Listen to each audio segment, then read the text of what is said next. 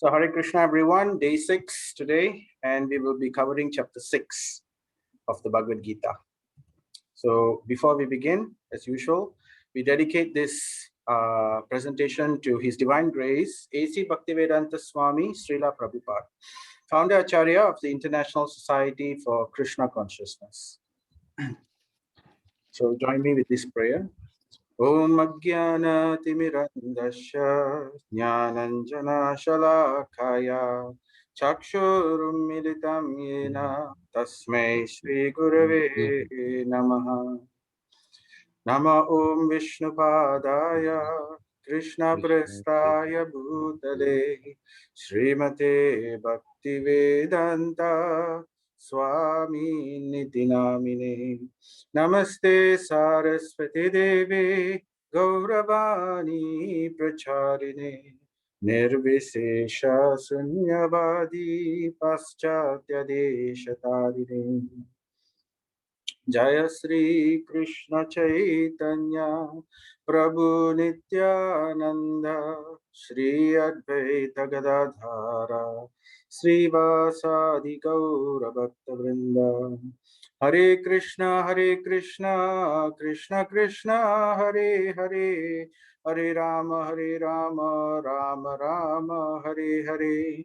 Hare Krishna Krishna Krishna Hare Hare Hare Rama Rama Rama Hare Hare. Hare Krishna Krishna Krishna Hare Hare. Hare Rama Rama Rama Hare Hare. Nama Om Vishnupadaya Krishna Prestaya Bhutale Srimati Bhakti Vigna Vinasha Narasimhaiti Namini. Nama Om Vishnupadaya Krishna Prestaya Bhutale Srimati Bhakti Vedanta Swami Niti Namini. Namaste Saraswati Devi Gauravani Pracharini Nirvisesha Sunyavadi Paschatya Deshatarine. Mukam Karoti Vachalam Pangam Langayatim Girim Yat Kripa Tamaham Vande Sri Guru Dinatarinam Paramananda Madhavam Sri Chaitanya Mishwaram Om Tat Sat. So we will begin with the Gita Mahatmya. So this is verse 6. Sarvopanishadu Gavo Dukta Gopala Nandana Partho Vatsa Sudhir Bhukta Dugdham Gitamritam Mahat. All the Upanishads are like a cow. So if you remember, of all the Vedic scriptures, there are many Vedic scriptures. Of course, there is the four Vedas, and under the four Vedas, there are different sections. So amongst and all of these make up thousands and thousands and thousands of verses. And amongst these, 75% will discuss about karma kanda. That means fruitive activities, how to live in this material world. And then 25% of them will talk about higher realizations, how to achieve the Supreme Lord, how to not take birth again. So this section of the Vedas, which talk about this higher realization, is called the Upanishads. So here, Sankaracharya is telling, all the Upanishads are like a cow. So the Upanishads are like the cream, the topmost, the thick cream of the milk, right? So it's if all of these are the essence of the Vedas. So if all the Upanishads are like a cow, now what's the essence of the cow? So the essence of the cow is the milk. So therefore, and the milker of the cow is Lord Krishna, because he is the one telling the Bhagavad Gita. The son of Nanda, Krishna, the son of Nanda. Arjuna is the calf. So who is relishing and drinking this nectar, this milk? The essence of the Upanishads, which is coming as the milk. This milk is Bhagavad Gita. And Krishna is milking this cow of the Upanishads. And the milk is being relished by Arjuna. And Arjuna represents all the living entities, including ourselves. So Arjuna is the calf. The beautiful nectar of the Gita is the milk. And the fortunate devotees of fine theistic intellect, that means theistic means those who believe in God, of fine theistic intellect are the drinkers and enjoyers of that milk. So very poetically, nicely written to describe. So that is Gita Mahatmya verse 6. Om Namo Bhagavate Vasudevaya. Om Namo Bhagavate Vasudevaya. Om Namo Bhagavate Vasudevaya. So we will recap chapter 5 yesterday, what we talked about. So if you remember the name of the chapters, Karma Sannyasa Yoga, or uh, action, Karma Yoga, action in Krishna consciousness. So the higher understanding of what is real renunciation, what is real sannyas or actual renunciation. Actual renunciation is not just to let everything go. It's basically to let go the desire to enjoy. The activities are the same. So that is real renunciation. So question, it began with a question from Arjuna, this chapter, right? What is better? Which path is better? Whether I should take the jnana path, or is it better for me to take the devotion path? And then Krishna clearly answers, both are good paths, but work in devotion is better. So that means better to do devotional service to offer our results to Krishna rather than to simply work with the consciousness that we are doing our duty. Both also are yoga, both also are good, but devotional service is better. So, and then he'll go on and on to talk about in this chapter, in the today's chapter, in the next few chapters also, he'll go on and talk about the differences, the advantages of the bhakti yoga. So then he goes on to speak about bhakti yoga in detail, action in bhakti yoga, how to perform these karma activities in relation to Krishna consciousness. So he talks about the way of the yogi, and then up to the point where we get from doing these activities, one develops realizations, one develops detachment, and detachment will bring forth knowledge and realization about higher truths. So then he will see with equal vision. And we talked about the liberated yogi and how the same liberation can be attained by bhakti. So the same goal can be also attained by bhakti. So there are two paths, jnana path and bhakti path. A person in full consciousness, we ended with this verse, the last verse, right? This is the peace formula, if you remember. Bhaktaram yajna tapasham sarvaloka mahesharam, that verse.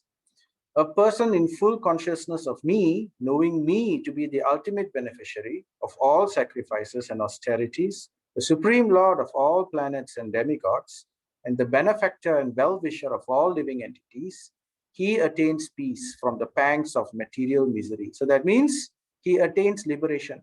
How he attains liberation? By devotional path. So here he's telling liberation, the same liberation which the yogi attains through the jnana path is also attained by the bhakti path. So the takeaway was work in devotion is better than renunciation. So he recommends that devotional service to Krishna is the perfection of work. So better to take the bhakti path. So like that, we will also go into more detail today. Now, yesterday I mentioned that if you were to look at the first is karma yoga, then there is jnana yoga. So activities in detachment will lead to knowledge and realizations. So then it will lead to the next stage in the jnana path. So the next stage is what we are going to discuss today. So this is called dhyana yoga. Dhyana means meditation. So it's an interesting topic because we would have a lot of people would speak about meditation. So we will see what Krishna has to say about meditation in Bhagavad Gita. If you also remember, previously we talked about the different yugas, Satya Yuga, Treta Yuga, Dwapara Yuga. So in Satya Yuga, the process, the predominant process to attain liberation was through meditation. That was in Satya Yuga. So, and then in Treta, it was fire sacrifices. Then in Dwapara, it's temple worship. And then in Kali Yuga, it is Harinam, chanting the holy names, mantra japa. So let's discuss. Now it begins with this verse, 6.1. Sri Bhagavan Uvacha Anashrista Karma Phalam Karyam Karma Karotiyaha Sa Sanyasi Cha Yogi Cha Na Niragnir Na Cha Kriyaha. So the translation is, the Supreme Personality of Godhead said, one who is unattached to the fruits of his work, right? That means he is detached already. One who is performing karma yoga, one who is unattached to the fruits of his work, and who works as he is obligated, is in the renounced order of life. So that means it's not that someone who leaves and goes is a renounced person. So someone who's working but not attached to the fruits of his work, he is considered in the renounced order already. So he is considered a perfect sannyas. So nowadays in bhakti, the sannyas doesn't do nothing. He goes and does a lot of activities, but these activities are like preaching activities, service activities to the Supreme Lord, like that. So these are activities. He doesn't do nothing, and he is considered sannyas. How? Because he is unattached to the results. He is the true mystic, not he who lights no fire and performs no duty. So if you remember yesterday, we talked about the importance of not taking up Falgu Vairagya. Falgu Vairagya means false renunciation. If you remember these pictures, we talked about how false renunciation is very dangerous. So when we are not ready for it, in the jnana path, false renunciation is one of the steps. But it is not the first step. The first step is still karma yoga. Then when jnana is attained, when one has realized knowledge, then he can let go his duty. But still Krishna says, don't go that way. That path is very difficult. Don't let go your duty. Even if you have knowledge, take the bhakti path instead. That's what Krishna is saying over here. So then he goes on so since we are discussing dhyana yoga, so he points out a very important aspect in the yoga ladder, in a very important point. So knowledge, doing duty with detachment is one thing, and then getting transcendental knowledge and realizing this knowledge is another. But there is another step. So this all should lead towards one thing. So that one thing is what we are going to discuss in this chapter. So this verse, it says, one must deliver himself with the help of his mind. So this is a very important point. The mind will be used as a tool in our journey of self-realization. So one must deliver himself with the help of his mind and not degrade himself. So that means the mind can either help us or degrade us. So here he confirms that the mind is the friend of the conditioned soul and his enemy as well, both also. So that means sometimes it's a friend, sometimes it's enemy. So there's different variations. To some people, it's more of the mind is a cause of a lot of disturbances. And especially nowadays, you can see with COVID and all, actually even before COVID, nowadays, a lot of people are talking about mental health. So mental illness is on the rise. So, OCD, depression, bipolar, bulimia, anxiety, schizophrenia, so many different mental diseases, and many of them are undetected. And it's mentioned that at least 20% of the population of the world are suffering this mental disease. 20% of the population of the world. And this is just those who they estimate. So there may be a lot more which are in the onset of this kind of diseases, but they may not be detected.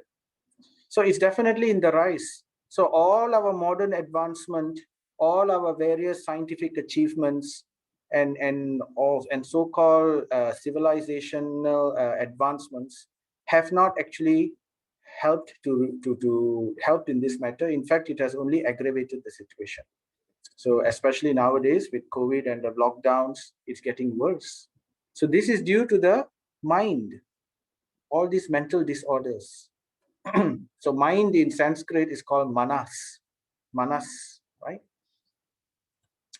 And if you remember, previously we were discussing also about Adi Atmika, Adi Bhautika, and Adi Daivika. So Adi Devika, miseries by natural disasters and so forth. Adi Bhautika by other living entities. Adi Atmika due to the one's own mind, right? So to one's own mind, So what's happening? The acharyas explain that actually Adi Daivika and Adi Bhautika are very small compared to Adi Atmika. It is Adi Atmika which is the worst misery. So this is the conclusion of the acharyas. So the mind has a great strength in either making us happy, because we perceive this world through our mind, isn't it? We understand things. The same situation may happen to two people, but the first person may take it in a different manner. The second person may take it in a very negative manner. So it depends on how we accept things, or how we can genuinely accept things. One thing is to pretend to be positive, but one may not really be positive. It may still trouble our mind. To be truly free of anxiety is a great blessing. So Adi Atmika is very dangerous. So now I just like to illustrate this fact. I'm showing you this picture. So this is a very beautiful palace. It's a castle. You can see it's a very beautiful area. So many rivers and lakes, and it looks nice. And this is in a country, in a city. So you can see during their festivals, when they have holidays, public holidays, the people of this country, they go for this kind of excursions, going on hot air balloon. The houses look nice, the weather looks great, lots of greenery. So one may think, isn't this wonderful? Isn't this place so nice? Nice to live here.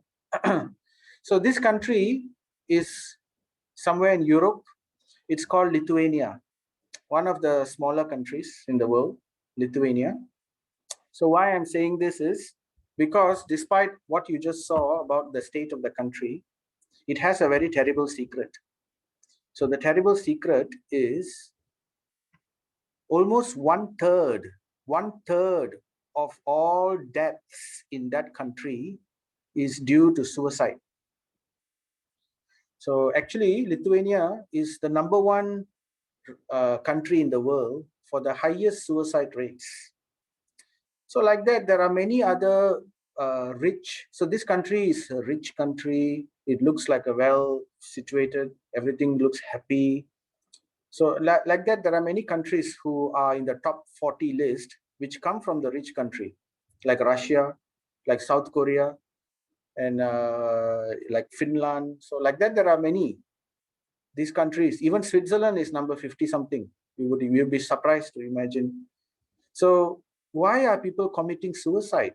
It's mainly, if you can understand, it is due to the uncontrolled mind. They are being so much, it's due to mental depression. Mental depression is due to the mind. So it's a very big problem. So Bhagavad Gita, Krishna says 6.6, Bandhur atmatmanastasya yenatmaivatmana jitaha anatmanastu satrutve vartetatmaiva shatruvat. For him who has conquered the mind is the best of friends. But for one who has failed to do so, his mind will remain the greatest enemy. So this is the power of the mind. With the power of the mind, we can either become very happy, or we can become in a horrible, miserable situation, even though the situation is the same for everybody. So I've seen personally people whose situations are not bad, situations are very much nice, but they are constantly in mental trauma. They feel everybody's against them. They feel people are talking, nobody's their friend because of their nature. The mind is so uncontrolled, right? So we also have, this kind of sayings, idle brain is a devil's workshop. So people who are free, who don't understand yogic principles, they don't understand what it is to control the mind. So Krishna is saying here the importance of conquering the mind. So this is a key principle in yoga. So there is a story, there was once a person who got a genie, who had a magic lamp, and and by rubbing the magic, but somehow with that magic lamp, he got a servant who was like a powerful jinn, a celestial, or a not celestial, or a demonic creature, but it's like a genie. And then this genie, when he came out, he was very angry. He said, you have released me from my prison, but I made a vow that the first person who releases me, I will kill, unless the person can keep me continuously engaged. So then the fellow thought, okay, genie, wonderful. I will ask for my wishes. So then he had a whole list of wishes. Like if we have this kind of situation, we will also think, I will want a whole list of wishes. So he asked for, I want to have a palace, I want to have a kingdom, I want to conquer my enemies, I want all kinds of wealth, I want this, I want that. So like that, but eventually he found that the list was, though he initially thought it was endless, now this genie, he quickly produced all the desires of this person very quickly. He said, I wanted a palace, snap of his finger, the palace came. I wanted wealth, snap of his finger, a lot of wealth came. And then I wanted wonderful to marry a beautiful princess or something like that, snap of the finger, and again, this kind of things was given. So he was able to produce these results very quickly. And then eventually, the person who had this genie, he became scared because he was running out of things to ask for. And one of the conditions also, the genie said, you cannot ask for something which you have already received. So the moment you break this rule, and the moment you don't know what else to ask me to do, I will kill you. So he was in a fix. What to do? Quickly, very quickly, he was running out. He hired people to come up with different things to ask the genie to do. But the genie was doing them very quickly. So then finally, one wise person, a sage in his kingdom, he said, I can give you an advice. Tell the genie, they go to the forest. There is a lot of bamboo trees near the forest. So you tell the genie, I want you to go up the bamboo and come down the bamboo. Go up and come down and go up and come down and go up and come down continuously. So this is what I want you to do. So then the genie was, but this will mean that after this, you cannot use the genie anymore. Because once you do this, you cannot you cannot ask for the same boon, even the same type of boon you cannot ask. So therefore, the genie was defeated. So what the genie had to do, he had to climb up the bamboo and come down, and then climb up and come down, and climb up and come down, and climb up and come down. So it was repetitive. So in this way, by doing repetitive motion, he was fully conquered. And this man was free of this genie, finally. And he had some peace. So this story, the genie is like our mind. So the mind cannot be controlled because it's idle. So we are thinking of all kinds of desires, all kinds of things. So how can we control this mind? So that's why, we have what we call the Maha Mantra. So japa, chanting. So chanting is like engaging the mind. What we do to the mind, we tell the mind, you don't think about anything. Your job, mind, is simply to hear the Maha Mantra. As we are chanting it, our ears are hearing it, and our mouth is chanting, and our ear is hearing, and our mouth is chanting, and our ear is hearing. The mind is to shut off. We don't think about anything. We only concentrate in hearing. So in this way, the mind is completely shut in one sense. It's being put into continuous loop. So this is the idea behind the chanting of the Maha Mantra. This is the spiritual practice to help us control the mind. After all, we are chanting the Maha Mantra. Now, if you say mantra, mantra comes from the word ma, man, and tra. So man stands for the root word manas. Manas means mind. And tra means to transport or to deliver.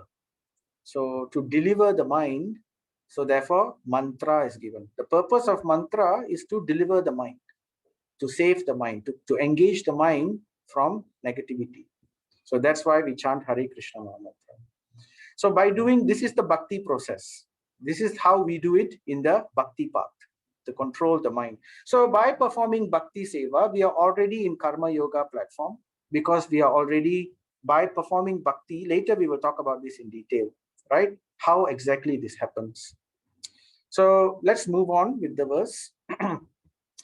So, but this chapter is specifically about dhyana yoga. Now, Krishna has been, in every chapter, he's been telling, in the end, concentrate on bhakti path. But still, for completion, he wants to also talk about the dhyana path.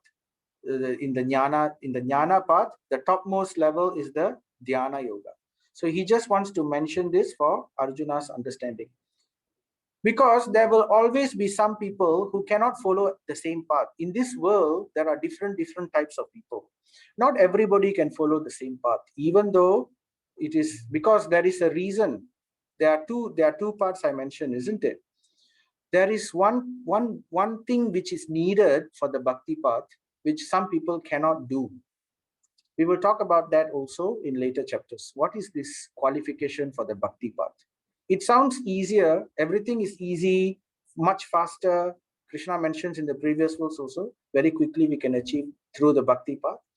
But somehow, some people just can't do it. So there is a reason for that.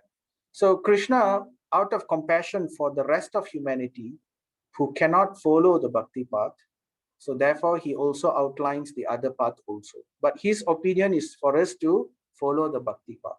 So therefore both are outlined anyway.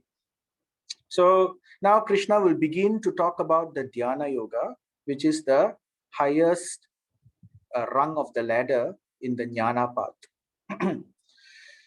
So this verse goes like this. Jitatmana prasantasya paramatma samahitaha sitoshna sukha dukkeshu tatha mana pamanayoho. Translation: for one who has conquered the mind, the super soul is already reached. So here he's introducing something called super soul. The translation for that is Param Atma. So there is Atma and there is Param Atma, two types of Atmas. So this is what the translation, Param Atma, the ultimate soul or the super soul, right? So what is this? So anyway, let's finish the translation. For one who has conquered the mind, the super soul or the Paramatma is already reached. So in other words, he's saying only someone who has conquered the mind can attain this Paramatma. So that's so far. So the controlling the mind is very important. And then he says, for he has attained tranquility. Because he has controlled the mind, he has become peaceful, and therefore all the noise in his mind is shut away, and he can now hear the Paramatma. He can now see the Paramatma. All the clouds has been removed within his heart. So to such a man, happiness and distress, heat and cold, honor and dishonor are all the same. So this is how a person who is peaceful will feel.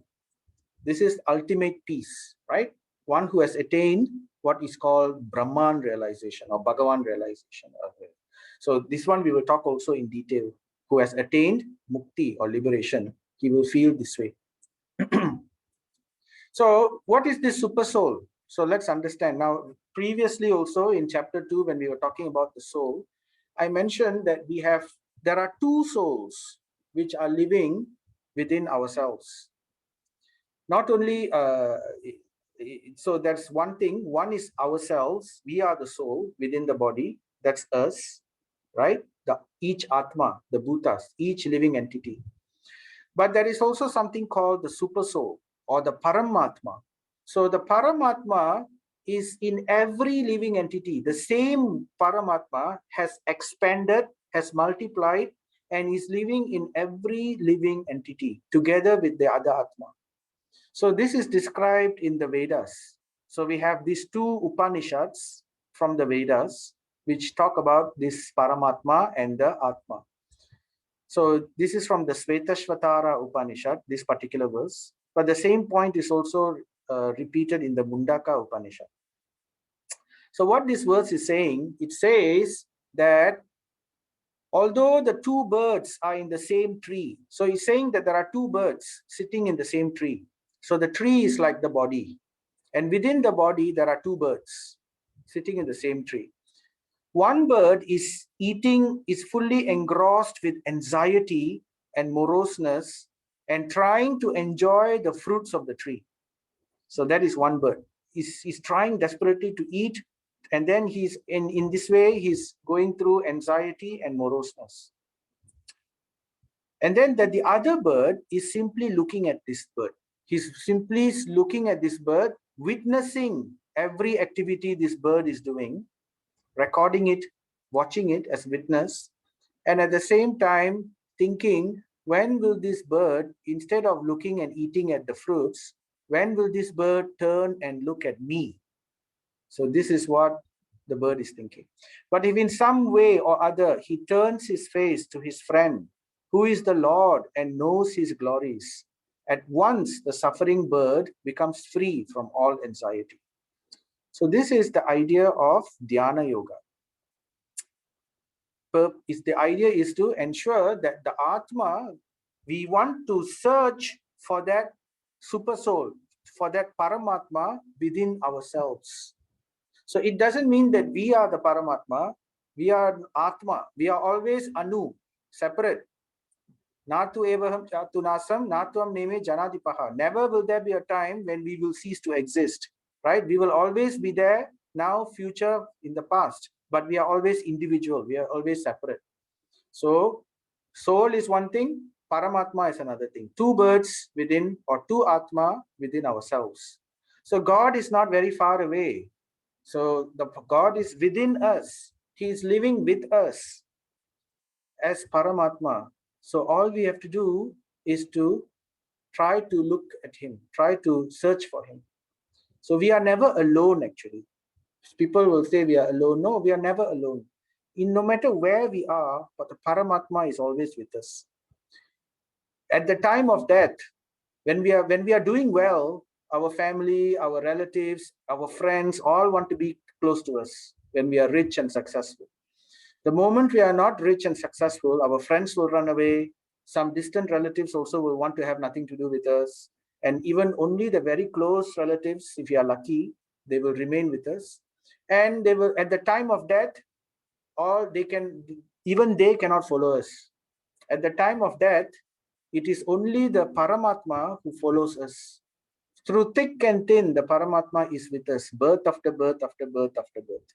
So he is actually our true friend, our eternal well-wisher. God is with us all the time. It's just that we are not looking. We are busy to enjoy our desires. And in this way, we go through the cycle of birth and death. So therefore, this chapter, Dhyana Yoga, so we are discussing from 6.3 to 6.28. It will talk in detail, Krishna will tell in detail this Dhyana Yoga process, the process of meditation, which is used to try to see this, try to see the Paramatma within ourselves, try to realize this. So how it works. So in 6.11, Krishna says, to practice yoga, so here he's talking about the other path, the path of jnana, right? We already mentioned there are two paths. So here the dhyana path is particularly for the jnana path. So to practice yoga or dhyana yoga here, one should go to a secluded place. So that's the first requirement. So people who tell us that we can meditate in our home, that we can practice meditation anywhere, that's not really true according to Gita. One should go to a secluded place and should lay kusa grass on the ground. So kusha grass is a special type of grass, aruvam pullu, I think, in Tamil. And then cover it with a deer skin.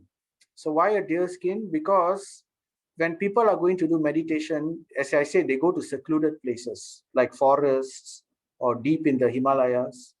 And the deer skin, it seems, has a property where insects and snakes will not come near because it has a certain smell. And this smell repels the insects and snakes and all that. So the person is able to sit without any kind of disturbances. So cover it with deer skin and a soft cloth. The seat should be neither too high nor too low and should be situated in a sacred place. So not only a secluded place, a sacred place on top of that. So that is the first point of Dhyana Yoga. And then he continues. Oh, sorry. The yogi should then sit on it very firmly and practice yoga to purify the heart by controlling his mind, senses, and activities and fixing the mind on one point. So this is the art of meditation. So to fix the mind, so basically to sit in a place firmly without moving. Now nowadays, we cannot sit firmly without moving. For 1 hour, we can try to sit without moving. This is without any kind of motion, completely in Padmasana. So that's the idea behind all this exercise yoga. It's called Hatha Yoga, the exercising type of yoga. So all the poses and everything, the Surya Namaskar, all the different poses. The idea is to basically at the end, to be able to sit in Padmasana without being disturbed. So that is the goal of the Hatha Yoga system. That's just one step, just the basic step. So that simply we can sit. It's very difficult for us to do that nowadays. And then Krishna continues, one should hold one's body, neck and head erect in a straight line and stare steadily at the tip of the nose. So with the eyes staring at the tip of the nose, right? Thus, with an unagitated, subdued mind, so by practicing this, eventually one will control one's mind, devoid of fear. So one shouldn't be fearful. Oh, I'm in a secluded place. What if something comes? What if something happens? Where will I get my food? Nothing. One shouldn't be bothered about all these things. And completely free from sex life. That means one must be a celibate. It cannot indulge in sexual activities. So one should meditate upon me within the heart. So Krishna as the Paramatma, he reveals, meditate upon who? Meditate upon me, Krishna is saying. And Krishna is within the heart as Paramatma. And make me the ultimate goal of life. So this is the process of Dhyana Yoga, which is the topmost stage in the Jnana process, the Jnana path. So this Dhyana Yoga is also called Ashtanga Yoga. Ashtanga because Ashta Anga. Ashta means 8, Anga means limbs. So 8 limbs. So therefore there are 8 steps to this yoga, in this Dhyana Yoga. So from performing Karma Yoga, one comes to Jnana with knowledge, and with knowledge one understands what needs to be done and everything. This is the Jnana Path. So in the Jnana Path, with the knowledge, with self-realization, then he can run away from duty. At that point only he can leave his duty and go and practice Dhyana Yoga. Otherwise he cannot, when his mind is not controlled yet. So then at that point he sits, and what does he do? So these are the 8 stages. So let's go to those stages one by one very quickly. We will go to them in detail in level 2, but here I'm just quickly going through. The first stage is Yama. Yama means basically the don'ts. What are the don'ts we should do? So that one Krishna already mentioned, right? We should not indulge in sexual activities. We should not be indulging in the senses. And then there is also what is called niyama. Niyama means what are the things we should do. So sit in a posture, go to a secluded place, in a holy place, prepare a seat or an asana, which is not too high, not too low. Sit erect with head, body, and neck straight, eyes staring at the tip of the nose. So these are all niyama. Okay, certain do's. There are practices on what should be done. And then there is asana. Asana means this is Hatha Yoga. Hasana means doing poses, like Surya Namaskar, standing on the head, doing the various asanas, postures. This is what modern yoga understands. People think yoga means postures, but that's just the 3rd stage, asana. Why we need to practice asana? Simply to make sure that our body doesn't disturb us, so that our body is comfortable, that our health is good, that we are able to keep good health, and that we can sit in certain postures for a long time. So that is the purpose of practicing asanas, the ultimate purpose. And then the next stage is called pranayama. Pranayama means controlling the breathing techniques. So, there is the purvaka, deep breathing, and then to hold the breath, kumbhaka, and then to let go the breath, rachaka, exhale, and then again to maintain the without any breath, kumbhaka again. So like this, one has a practice of controlling the breath. Why controlling the breath is important? Because the Shastras say by controlling the breath, one can control the mind. So this is the way of the dhyana yoga. It's by ultimately to come to the level to control the breath. By controlling the breath, the mind eventually, the mind becomes controlled. It's not so difficult for him to stop his senses. The senses will not disturb him so much. So while doing this, the next stage is pratyahara. He becomes detached. So from this point, all his worries, his family, nothing he's worried about. He becomes detached at everything. So to let go completely all the desires of the senses. So this is the pratyahara, controlling the senses. This is called pratyahara. Because by controlling the mind only, one can control the senses.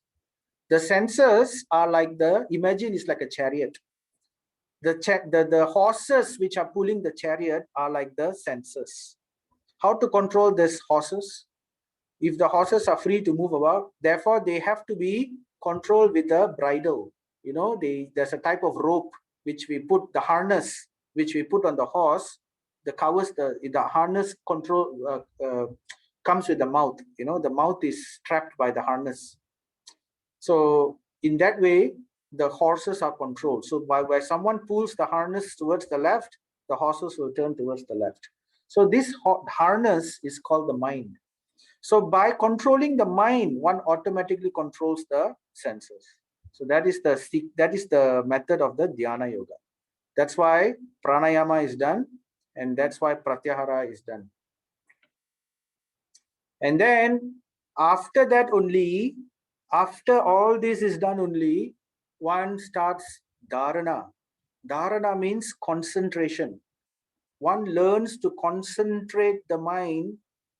There's a stage to it also. First, they will concentrate for 1 minute. Then they will go to the next level. They can concentrate on one single thing for a few minutes, half an hour, and then like that for 1 hour, and then for 2 hours, and then for several hours. So this is dharana.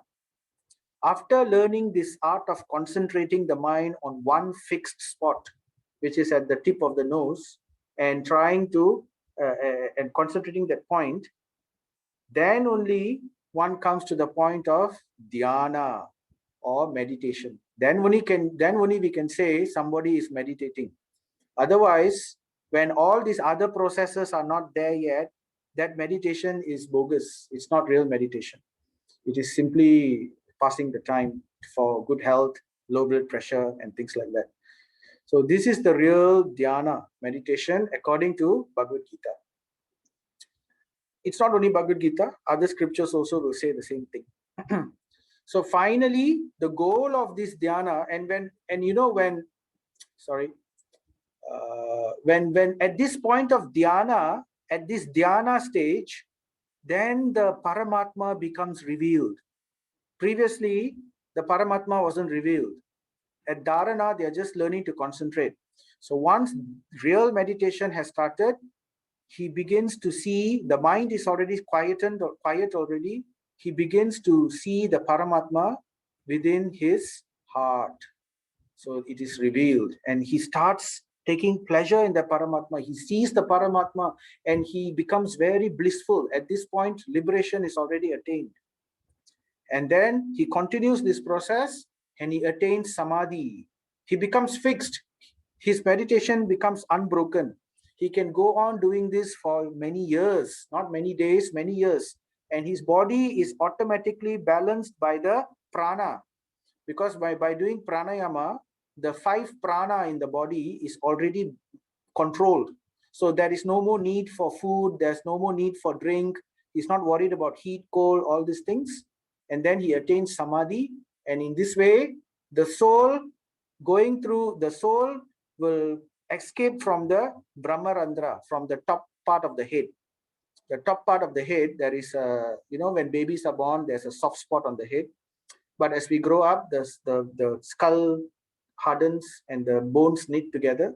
So there is a hole from there, and from there, the soul will escape, will attain Brahman realization. So this is the process of Ashtanga Yoga or Dhyana Yoga. So then Krishna mentions, when one attains the Paramatma, when one realizes the Paramatma within the heart, what happens? So Krishna says, a true yogi observes me in all beings. So that same Paramatma which he's seeing within his heart, he will be able to see it in all the other people's heart also. So a true yogi observes me in all beings and also sees every being in me. And then he confirms further, indeed, the self-realized person sees me, the same Supreme Lord, everywhere. So this is the vision of the yogi who has attained Paramatma realization of Brahma. Beyond, this is actually beyond Brahma. So we will talk about these realizations of God in the next chapter. How we can understand there are different levels of realization of God. Actually, there are 3 levels of realization of God. The jnani, the one who's performing jnana yoga, he will realize the first level of realization called Brahman. And then the one who goes on to the next stage, the dhyana yoga or the Ashtanga process, he will realize the second level, which is Paramatma. He will see Paramatma in everyone. He will see a form. And then in the third level, we will talk about that later. That is the highest level. We will discuss it later. Okay. So for one who sees me everywhere. So here we are talking about the Paramatma level, which is attained by the yogi. For one who sees me everywhere and sees everything in me, I am never lost, nor is he ever lost to me. So Krishna's eyes are set on such a person, and we are never lost to the Supreme Lord in that way.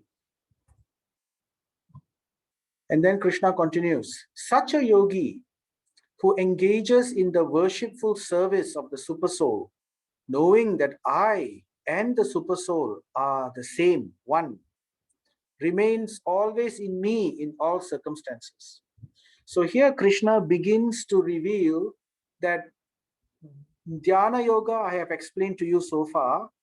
Now I am trying to hint to you that the same attainment can also be achieved by Bhakti. Because you see here Krishna says, in the worshipful service. So this is devotional service. So the person who knows that the same Paramatma which is achieved by the dhyanas, the dhyani yogis, those who are meditating, is also understood by the devotees simply by bhakti processes. And such a person always remains within me in all circumstances, within my view. And Krishna also here confirms that he is that Paramatma, the supreme soul, which is expanding in all living entities. So then actually the scriptures explain that the Paramatma is not only in living entities. He is actually in every atom also. Even in non-living entities, in every atom also he is there. And not only in every atom, he is also in between the atom, between the space in between the atom also he is there. So the Paramatma is actually expanded all over creation. And in this way, he is able to witness every activity in every living being in every corner of the universe. So imagine this is like a CCTV. You put a CCTV in every corner of your house, you're able to see one shot. So this is how the Supreme Lord is able to understand everything everywhere by Paramatma. It's called the local expansion of the Supreme. He expands himself in every living entity, in every atom, and in the space between atoms also. So this chapter reveals this information. So here I'm going to tell you a story of Dhruva Maharaj. This is narrated in the Srimad Bhagavatam about how a small boy picked up this process of dhyana yoga, and after attaining this dhyana yoga, later he regretted, I could have just become a bhakta. I was searching after different things, but actually this devotional service is the highest understanding. So this is described in the Srimad Bhagavad. So there was once this happened in Satya Yuga, in the beginning ages, where Satya Yuga, the goal of the spiritual goal was actually dhyana yoga, by meditation. That was the main process. But through meditation, one realizes Krishna. One comes to the level of bhakti. That was at that time in Satya Yuga. Okay. So what happened was, there was a king. This is not just any king. He was the son of Ikshvaku, who was the son of Manu, who was the son of Surya. So like that, this was the king of the entire Bhuloka, or the entire planet. And that king, his name was King Uttanapada. So King Uttanapada, he had two wives. One is called Suruchi and the other one is called Suniti. Now Suniti is the elder wife, but somehow the second wife, Suruchi, she became the favorite of this king. And the elder wife was not so much in favor. Probably they had an argument or what, I don't know. But anyway, so the Suruchi became the favorite queen. And there was, by the first queen, there was a son. The son for the king, the prince is called Dhruva. Now Dhruva's mother is Suniti, the first queen. Okay. And then the second queen, Suruchi, also had sons. So I forgot the name of the second queen's son. But anyway, what happened is, one day, the entire family was there in the court. The king was also there. And, playfully, the children of the second wife went and sat on the lap of the father on his throne. So the father also, okay, the sons are coming. Okay, come, you also can sit on my lap like this. So, playfully, they put the child on the lap. Now, this child is from the second queen. So Dhruva Maharaj was also there. And he saw, and he was only 5 years old at that time. He was the elder lah. And then he, children, they sometimes get a bit jealous when the younger child gets the attention from the mother or the father. So they also feel like, I also want. So then this Dhruva, he also childishly, he also wanted to go. And then he also went to the father and tried to climb on the lap. And the father also received him. But immediately the second wife, the Suruchi, the Queen Suruchi, she came and she very gracefully stopped the boy and pulled the boy away. And then in front of everybody, she said, you are not born from my womb. And therefore you cannot have you have to wait for your turn. When my husband is taking care of my children, you have to take your turn. You have to come back later. Or if you really want to enjoy this kind of relationship without waiting for turns, then you should go and pray to the Supreme Lord Vishnu and ask to be born in my womb in your next life, so that you can also enjoy this kind of entertainment or enjoyment. So you can imagine, very cruel words, but spoken very diplomatically. And the king also, he was so besotted to, he didn't dare to, or he didn't want to say anything. Though his heart was painful, but he didn't say anything. So Dhruva Maharaj, he left in pain, in tears. He was crying and he left, and then he went running towards his mother. So his mother was in a different place, in a different palace. He ran to his mother and said, Mother, can you do something? Why is this happening? Why am I'm not able to have this relationship with my father? And then the mother also, she bowed her head, and out of sadness, she also said, I'm sorry, my son. I am not in a position to help you. There's nothing I can do. Unfortunately, due to a quirk of fate, I am not the favored wife of my husband. So, and then this boy was still unhappy. He said, what can you do? What can I do? Tell me, what can I do? And then the mother said, the only thing I can think of to tell you, my son, is you please go to the forest and worship the Supreme Lord. And in this way, it's only the Supreme Lord, Vishnu, who can give you whatever you desire. I'm powerless to do this. So then she told the boy, she didn't think the boy would take this seriously. She just said, the Supreme Lord, we have to surrender to him, that kind of thing. But this boy was so wounded. He's a Kshatriya, Kshatriya means prince, warrior class. So warrior class, they cannot take insults. They become very disturbed, and they are very determined also, very passionate in nature.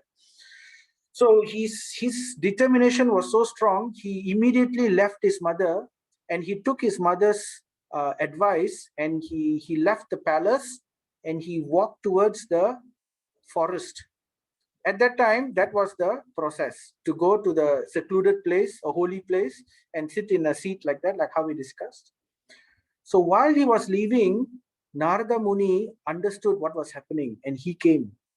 And Narada Muni was a great devotee. He's one of the great devotees of Narayana. He's always chanting Narayana, Narayana, like that.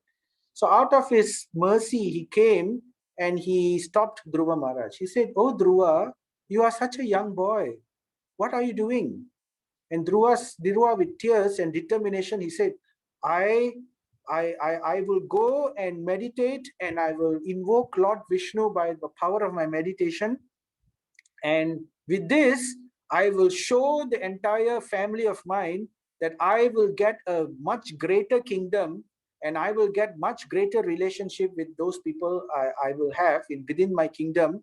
And this kingdom will rival even my father, or even rival even Brahma's kingdom. And out of childish fervor, he said like that. And he was so determined. And he's just a 5-year-old boy. And Narada Muni, out of compassion, he was so moved by this boy's determination. Hey, are 5-year-old only? And his devotion to Vishnu was so strong that I will do this. I will somehow please Vishnu by this. And Narada Muni blessed this child.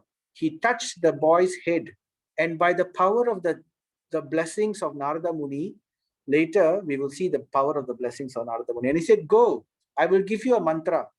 He says, chant this mantra, Om Namo Bhagavate Vasudevaya. The mantra we chant at the beginning of start reading Bhagavad Gita. That's the mantra Narada Muni gave. So you see, it's coming from Parampara. This mantra came directly from Narada Muni, and he's giving this mantra to Dhruva. So Dhruva, he went to the forest, and he was fearless. As a Kshatriya, he was fearless. Somehow, by the blessings of Narada, everything turned out well. And still he stayed in the forest, and he had no food. So he only ate it said that for the first 1 month or so, he ate fruits only. And then after that, Vishnu didn't come yet. And he was saying this Om Namo Bhagavate Vasudevaya like that. But after that, by the blessings of Narada, knowledge was already within his heart. And he understood what he needed to do next. So then he gave up eating fruits also. He only ate dry leaves.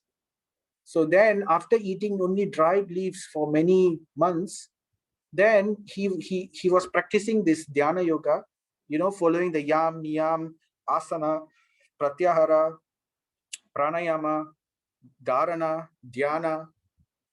So he was doing this, and then he was able to control his body. The pranas were all already controlled, and his mind was also controlled. Then he gave up eating at all. He only drank water. And as his meditation increased, he was also able to give up water. And it seems he was only breathing air, simply surviving by his prana alone, simply by breathing. And this went on for many thousands of years. It seems it's discussed. Those days, as I told you, Satya Yuga, people lived for 100,000 years. So it's described that Dhruva Maharaj did this meditation for 10,000 years.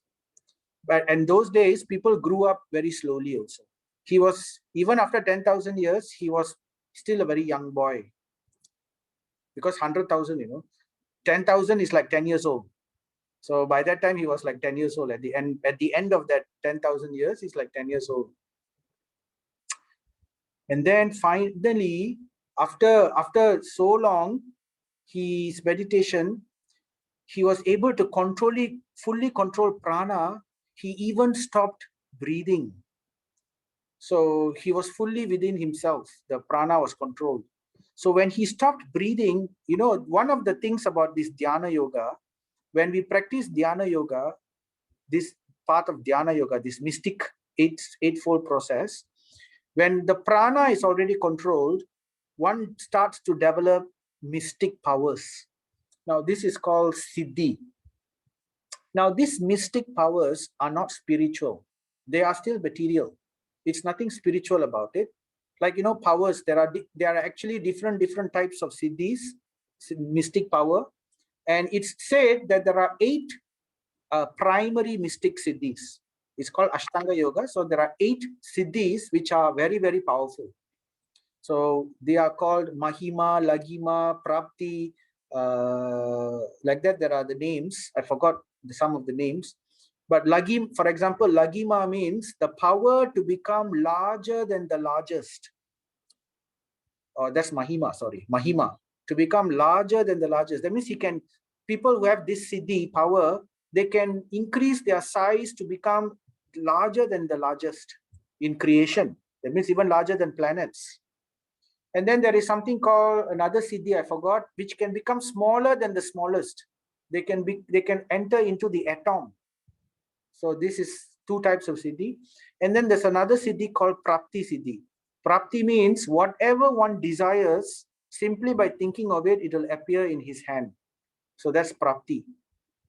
So then there's another siddhi called, I forgot the name, but this siddhi, one can create an entire universe or an entire planet with creatures and everything using that power, this siddhi. Vishwamitra actually did this. Vishwamitra is one of the sages. He used this siddhi, this power, to create an entire universe for someone. It's a long story. I won't talk about that now. So like that, there are different siddhis. So these siddhis will automatically manifest in the body. So when Dhruva Maharaj was doing this, somehow by the power of his siddhi, he wasn't really controlling it. He didn't know, but by the power of the siddhi, it seems all the air in the higher planetary systems were also stopped. And it seems that he became so big, so his weight, his density became so big that the earth was actually losing its position from orbit. It was moving slightly down. So when that happened, all the devas became alarmed and they went to Lord Vishnu and told, Lord Vishnu, what is happening? Can you help? This is happening. By the power of this boy's meditation, nothing can stop this boy's meditation power. So then Lord Vishnu smiled. He says, yes, he is my devotee. I will come down and I will break this meditation. Don't worry. So, and then Lord Vishnu came, and suddenly this Dhruva, he was able to see the Paramatma within himself. He was able to see this Lord Vishnu within his heart. And then suddenly, like a lightning strike, his meditation was broken, and he opened his eyes, and he was able to see that same Paramatma, Lord Vishnu, right in front of him, in all his splendor, with his Shankha, Gada, Chakra, Padma, and all this right in front of him. And Dhruva Maharaj, he was still a child, though he was a great yogi already by the time. He was able to achieve these things, but still he was a child, and he was like completely stunned to see Lord Vishnu right in front of him, and he didn't know what to say. He was awkward. His actions were awkward, suddenly moving after a long time, and he didn't know what to say. And then by Lord Vishnu's mercy, he took his conch, Panchajanyam. Panchajanyam is the name of his conch, and he touched the conch on Dhruva Maharaj's head. And as soon as he did that, Dhruva Maharaj, his heart melted and his mind became filled with devotion. He attained devotion and he started giving so many beautiful prayers. And these prayers is mentioned in the Srimad Bhagavad. Some of the first thing, one of the first few things, he glorifies Vishnu. Then he starts saying, oh Lord Vishnu, I have simply, very poetically he says, I have been spending my life and my time looking for broken pieces of glass when the great, wonderful Chintamani jewel of bhakti was right there and I didn't know? So what Dhruva Maharaj is saying, he's like, I am simply looking for heavenly kingdom, a beautiful kingdom or anything like that. And although I met Narada Muni, who had the Chintamani jewel of bhakti, I was simply looking for these other broken pieces of glass, like all this mysticism and all that.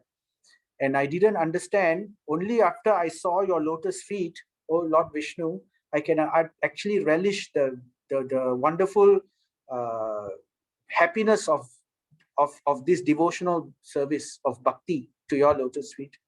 So like that, Dhruva Maharaj goes on to glorify devotion and how Lord Vishnu is the Supreme Lord. So this is the story of Dhruva. And Lord Vishnu also, he says, you have still, though you have said like this, that you want to only do my service. Dhruva Maharaj says, I don't want this kingdom. I don't want anything else. I only want to be your bhakta. But Lord Vishnu says, yes, but since you have asked for it, my darshan can never go in vain. So you will get your kingdom, which is even greater than that of Brahma, which is the topmost planet in the topmost loka in this universe. So you will get a planet which is even higher than Brahma. And after the end of this lifetime, after many, many thousands and lifetimes, you will come back to me. Krishna is saying. So therefore, Krishna created a planet called Dhruva Loka, an entire, not just a planet, it's actually a dimension. Dhruva Loka is called the pole star. So, we can see it still today. It's called the pole star, the North Star. So this Dhruva Loka is actually the center, the entire universe creation revolves around this Dhruva Loka. So this detail, this astronomical detail is described in Srimad Bhagavatam. But for Bhagavad Gita, we can just understand the story. So therefore, Krishna says, this is how he concludes the explanation of Dhyana Yoga. So then Arjuna, after hearing all this, after how he heard about practice of Dhyana Yoga, how you have to go to a secluded place, you have to sit like this, you have to practice Yam, Niyam, Pratyahara and all these things. Arjuna, he's telling, O Madhusudana, the system of yoga which you have summarized appears very impractical and unendurable to me. How am I going to do this? Now, Arjuna was in Dwapara Yuga. This was a previous age, not even in Kali Yuga. He's saying in Dwapara Yuga, at that time, Arjuna, for someone of Arjuna's capabilities, he's saying it's impractical and unendurable for me. For the mind is restless and unsteady. So then Arjuna says, it's easier for me, Krishna, to even control the wind. I can control the wind, but I cannot control the mind. So this is what Arjuna is saying. Then,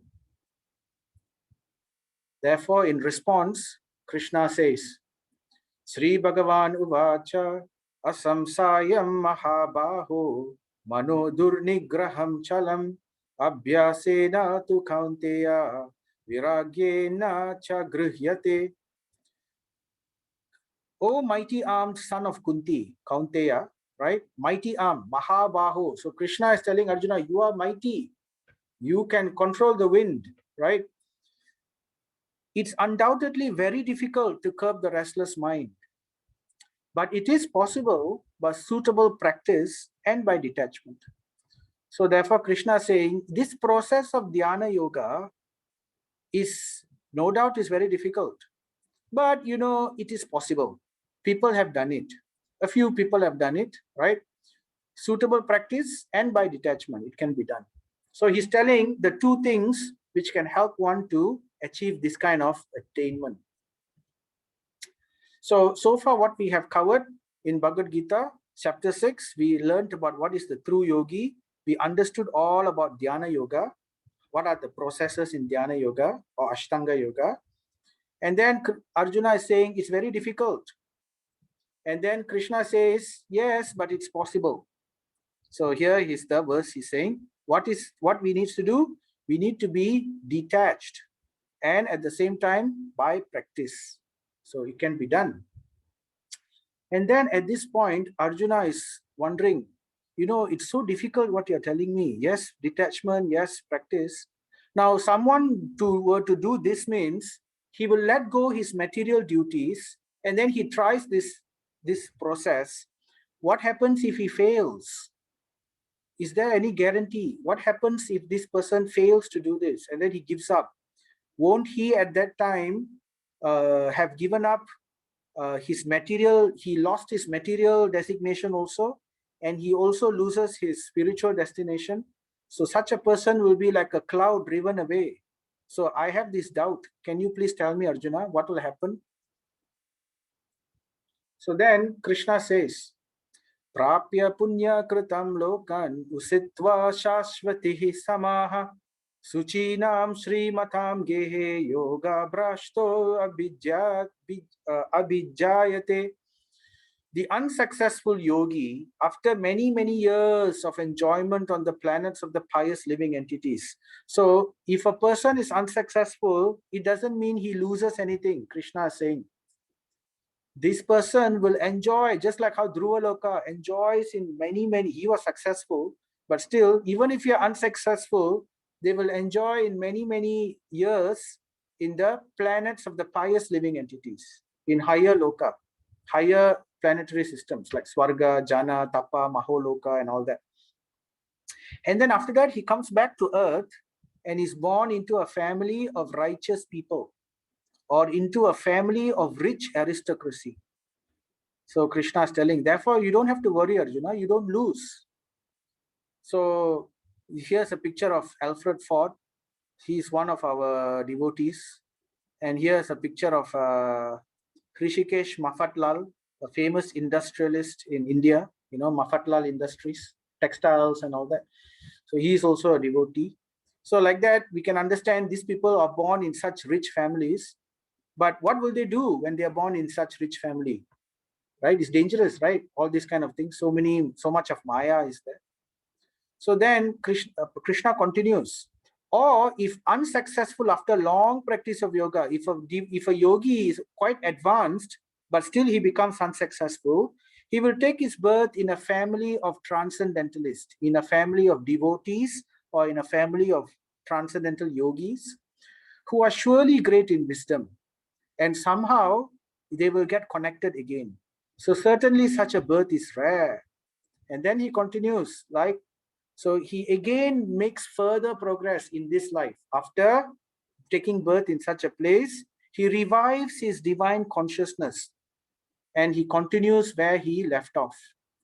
And like this, eventually he will attain his goal, Krishna says. So there is no loss in this life or in the next. So he is always in gain only. So therefore, Krishna says, such a person is never at a loss. So therefore, we can understand that this is the either process, whether it's the jnana process or the bhakti process, one is always never at a loss. So therefore, Krishna tells Arjuna, therefore be a yogi, Arjuna. He tells 646 to 647. We will skip that verse. He says, be a yogi. And after that, he tells Arjuna, the yogi is great. Why be a yogi? Because the yogi is greater than simply someone who's doing austerities. Because he knows the purpose of austerities. He knows the goal of human life.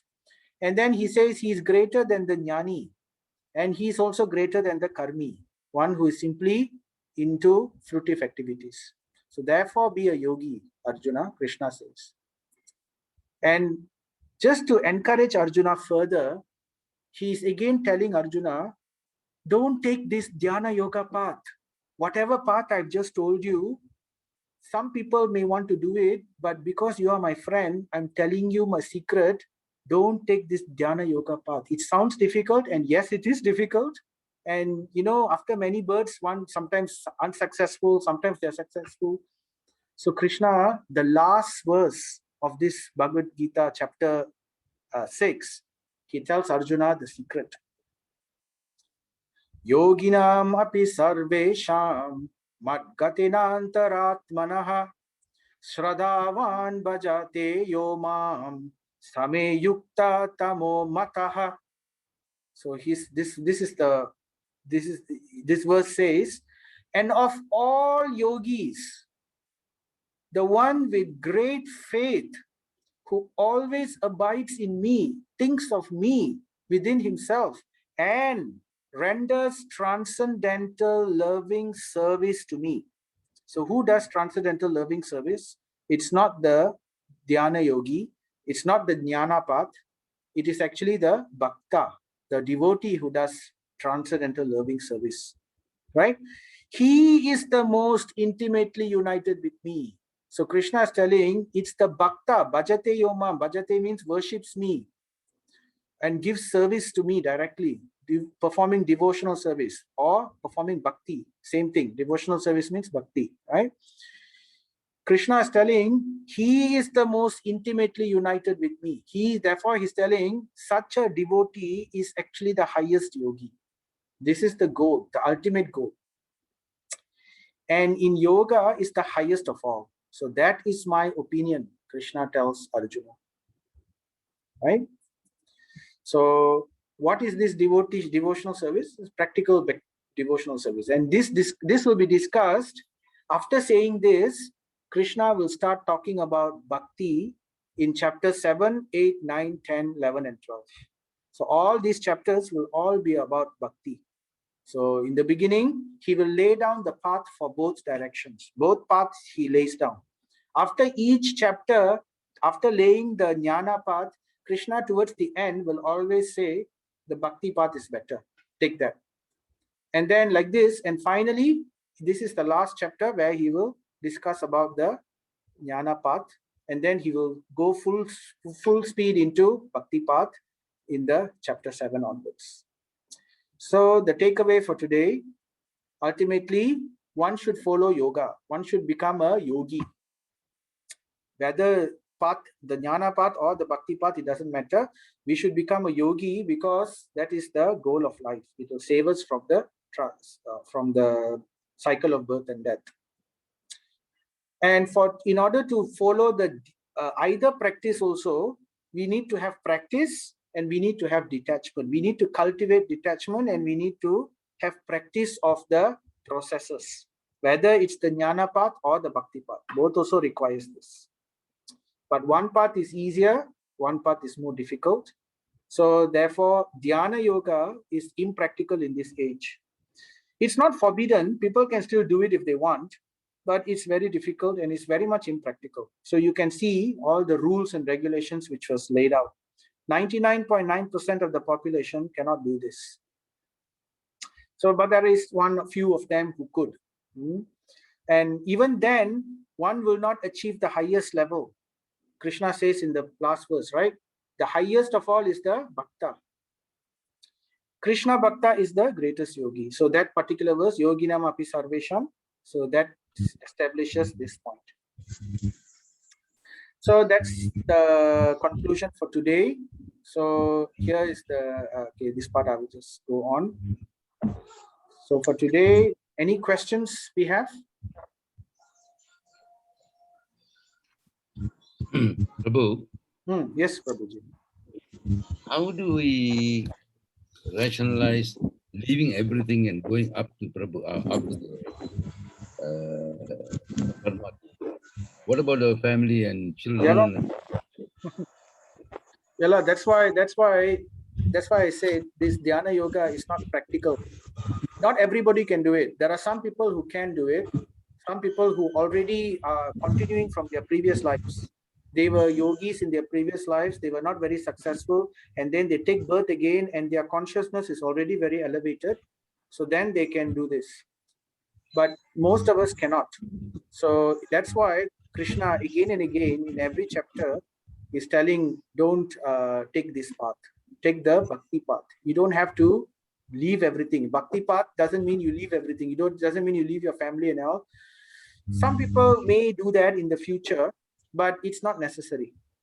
And as for the question you are saying, how can we justify leaving the family and everything?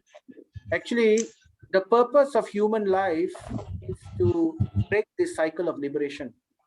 And it is described in the scriptures that one can let go a lower duty for a higher purpose. So just like, sometimes when we are doing something, we have a list of priorities. So if a higher responsibility takes precedence, then the lower responsibility can be left. So the scriptures say if one is looking into self-realization and transcendental, to achieve, to go beyond. So that kind of duty, even if one lets go the family, even if one leaves, the person doesn't have any sin because his mind is already fixed in transcendence. But the person who leaves out of frustration, thinking that he wants to approach spiritual life, that person will have sin. That's why Krishna is telling to Arjuna in the beginning itself, don't do this Falgu Vairagya. Don't become like some people who after family life, they become frustrated and they say, oh, I want to become a sannyasi. All this is useless. I don't want. And then they go off. Now, these kind of people are Falgu Vairagya. This one, Krishna says, don't do that. You will get sin. You will not get spiritual realization. You will fall down both in this life and then the next life.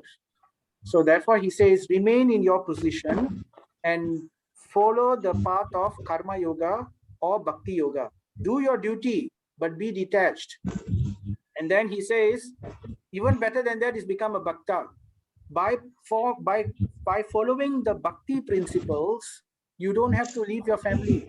You can still keep your family, and in fact, you can get your family also to become bhaktas.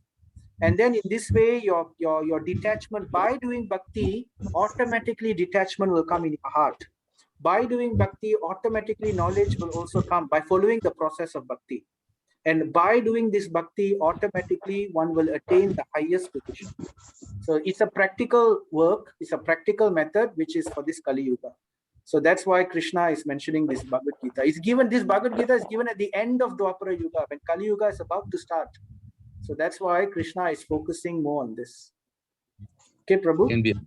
We can be bhakta, but we cannot, because when you get married, Prabhu, yeah, take a lot of vows. So many mantras said, and we say that we will that I'll live with you and take care of you. But how can you leave one part away and go to the next part? That's the thing. So even in Bhakta, Prabhu, there are different in Bhakti. One can perform Bhakti. It doesn't need one person to be a sannyasi. You don't have to be a sannyasi to achieve the highest.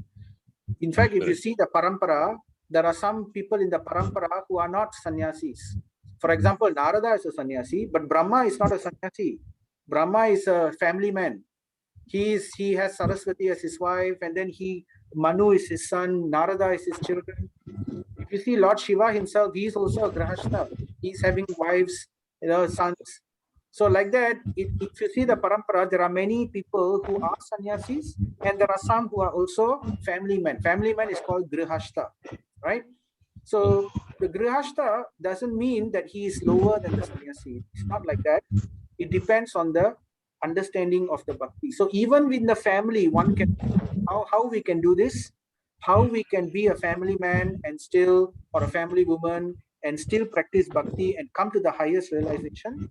We will hear this in chapter 7, 8, 9, 10, 11, and 12. That's why there are 6 chapters, so that we can understand all about bhakti and how we can practice this.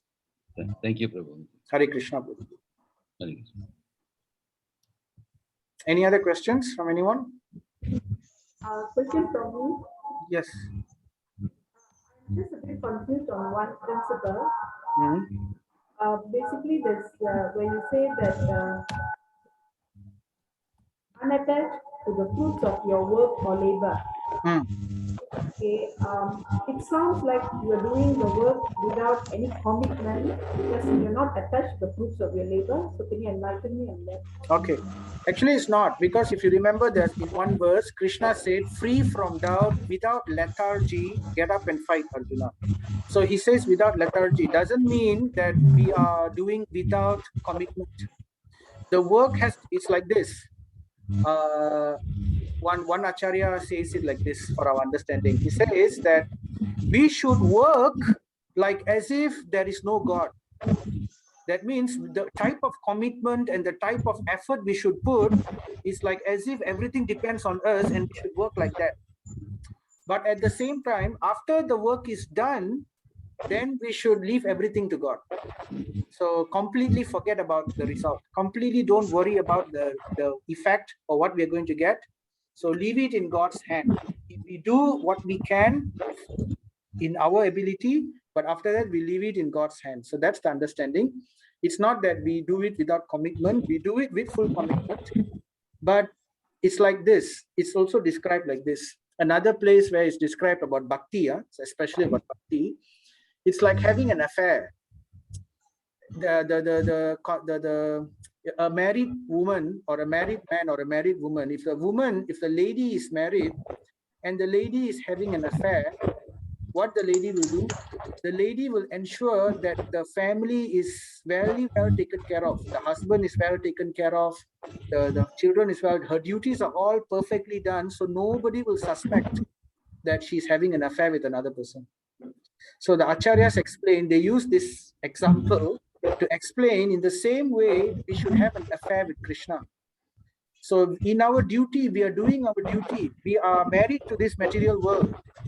Okay, so therefore we do all our duties, but secretly we have this relationship with God, with Krishna. This is our affair with Krishna. So in that sense, this is the understanding. We do our duty why are we doing our duty? If we don't have commitments, we cannot do our duty for the pleasure of Krishna. If we are doing our work without commitment, how can we please the Supreme Lord? Because Krishna says, by doing your duty, you please me. So that is one aspect. But beyond that, there is also our own heart. We are developing a relationship with God. So both things go together. It's like a train. A train runs on two tracks. So in the beginning, material life, our duty commitments, and also our spiritual life goes together hand in hand. But along the way, our spiritual life will take more precedence, will take more priority. So as we go on and on and on, eventually the dual rail will become a monorail, one single track only. So that's not now. That is done later stages when we are older, right? Or even when our consciousness is at that level. So then we can retire from, this is retirement time. When people retire from work, it also means they retire from material family life. That means the children are grown up, children are settled. Now we are not going to be involved in family life so much. We will dedicate our life towards seva, towards temple, towards the movement. That's why we have this society where people can dedicate. This is called retired life or varna prashta. So there are 4 levels: brahmacharya, married life, vanaprastha or retired life, and sannyasa. So all 4 we can attain perfection. It doesn't mean that only sannyas can attain perfection. It can be attained in any of these 4. Okay, Mataji, hope that explains. Yes, thank you. Hare Krishna. Any other questions? Prabhu, I got a question here. Yes, Mataji. Okay, let's say this, I think this world, a lot of things are happening. For example, going back to the example that you had a while ago regarding the fairness, okay, means a married woman, okay, with a husband, she doesn't get any, she goes through pain, suffering for years, and then after that, she goes through pain and suffering. There's totally a kind of detachment between both of them, and then she finally finds someone that she likes. But this is a married man, and in a God's law or whatever it is it a sin? But she prays, she does duty to God and also to the married man who is also a godly man. But can you explain on that aspect what Krishna actually says? Is it a sinful thing or what is that? Okay, this is not actually the same example I mentioned. When I said affair, I meant having the affair with God. I mean, how we have this relationship with God.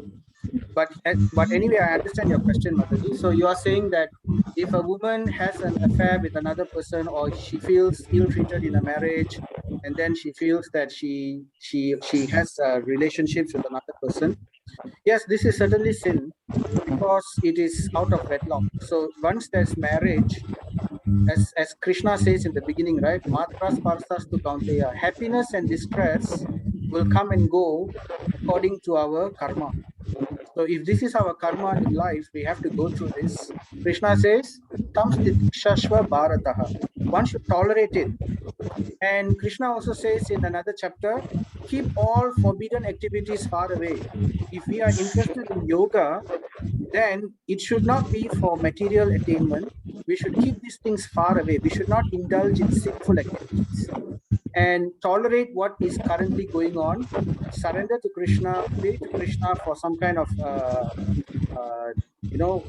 some kind of assistance, and work in that direction. So yes, to have illicit relationship is actually one of the 4 pillars of adharma. To have illicit sexual relationship, or even an affair, even if it's not sexual, to have any kind of affair, it is not dharma. So it should not be done. It's actually sinful. Understood, Prabhu. Okay, Mataji. Thank you. Any other questions from anyone else?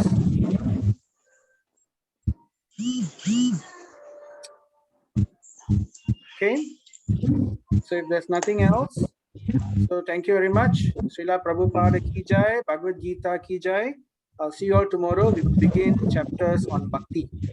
So this is more practical. Thank you, Prabhu. Hare Good night. Krishna. Hare Krishna.